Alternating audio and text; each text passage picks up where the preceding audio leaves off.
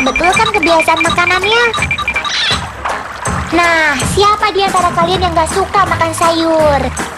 Malu dong sama ikan. Meong, meong, meong. Salah ya.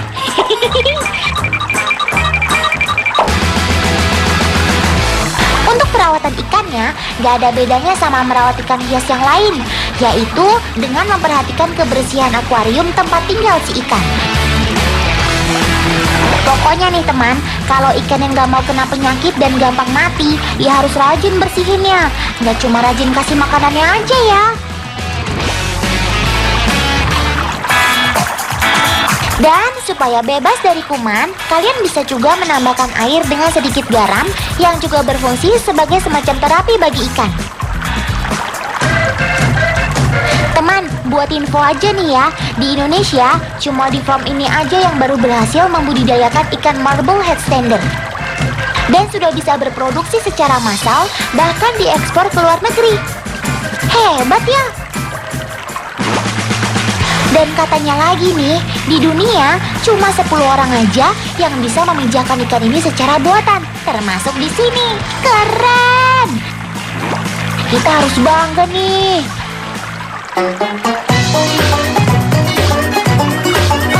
Tapi sayangnya, prestasi para peternak ikan hias ini masih kurang didukung oleh pemerintah, terutama dalam hal perizinan ekspor maupun impor untuk ikan hias.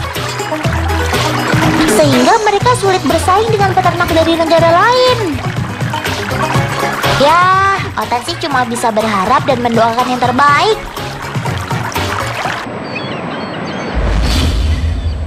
Teman, ikan yang berenang jungkir balik gak cuma marble headstander fish aja.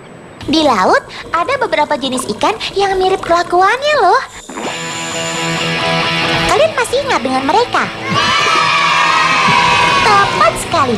Memang kalian benar-benar penonton setia dunia binatang. Yap, razorfish.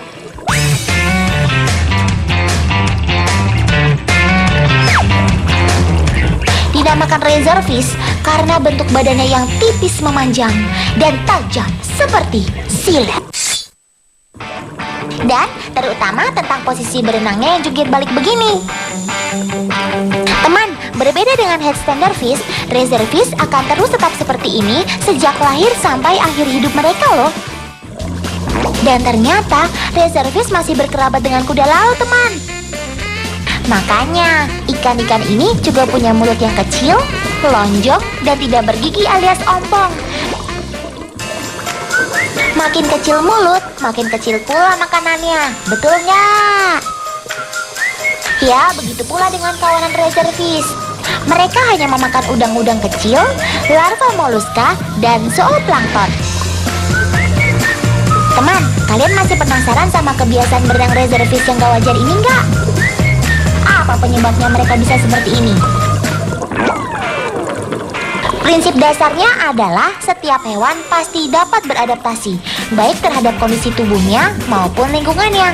Nah, tak terkecuali dengan razorfish. Dengan bentuk tubuhnya yang tipis dan lebar seperti ini, si ikan silet melakukan adaptasi, yaitu berenang dengan posisi tegak lurus supaya pergerakannya lebih mudah dan efektif. Posisi kepala di bawah agar mereka gampang mendapatkan makanannya. Selain itu, razorfish paling senang berlindung di antara duri-duri bulu babi, biasanya kalau dalam keadaan terancam. Makanya, posisi mereka ini sangat menguntungkan. Do you understand? Stand, stand, stand!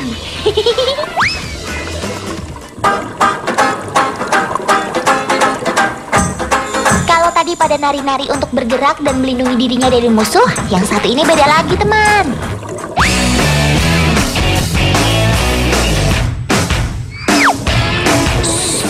Jangan berisik ya. Ada yang lagi pengen berduaan nih.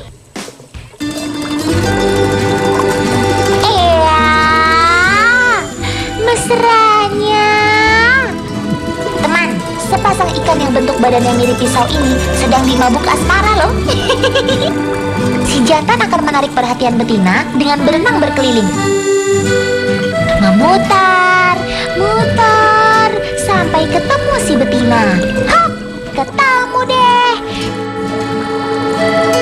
Si penghuni penghuni besi tua ini memang sengaja mencari tempat yang tidak terlalu ramai. Proses pembuahan mereka pun tergolong sangat cepat loh.